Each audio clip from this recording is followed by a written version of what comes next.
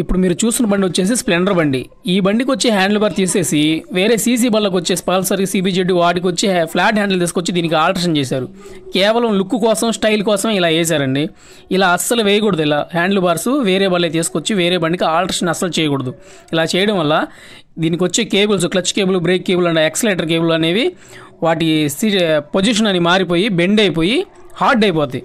ఇప్పుడు దీనికి చూసినట్టయితే క్లచ్ కూడా ప్రెస్ చేస్తుంటే చాలా హార్డ్గా ఉంది. అలా కూడా కేబుల్ చూడండి ఎలా మూవ్ అవుతుందో. ఇలా అవ్వకూడదు. కేబుల్ కూడా చాలా మెల్ట్ అయిపోయింది. ఇది వేరే బండి స్ప్లెండర్ ప్లస్. దీని హ్యాండిల్ బార్ ఇలా ఉంటుంది. స్ప్లెండర్ వాళ్ళకి హ్యాండిల్ బార్ ఇలా ఉంటుంది. ఇప్పుడు దీనికి క్లచ్ ప్రెస్ చేసినప్పుడు చాలా స్మూత్గా ఉంది. అలాగే కేబుల్ కూడా చూడండి అస్సలు మూవ్ అవ్వట్లేదు. కరెక్ట్ ఇన్నర్ వైర్ టైట్ అవ్వకుండా కరెక్ట్గా ఉంది దీనికి. అదే ఆ బండికి చూసుకున్నట్లయితే క్లచ్ ఆఫ్ చేసినప్పుడు చాలా టైట్గా ఉంది. అలాగే దానికి కేబుల్ కూడా లెంత్ ఎక్కువైపోయింది.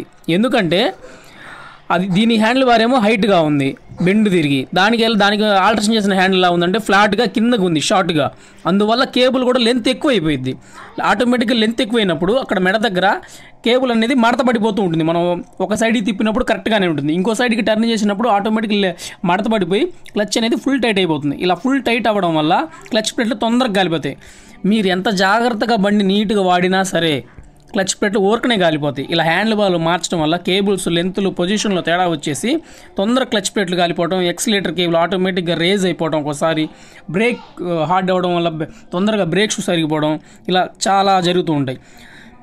ఏ బండికి వచ్చే హ్యాండిల్ బార్ ఆ బండికి వేసుకోండి. ఇలా ఆల్టరేషన్ ఓన్లీ స్టైల్ కోసం, లుక్ కోసం ఇలా ఆల్టరేషన్ చేయడం వల్ల ఇలా తొందరగా క్లచ్ ప్లేట్లు కాలిపోవడం, బండి పర్ఫార్మెన్స్లో తేడా రావడం జరుగుతుంది.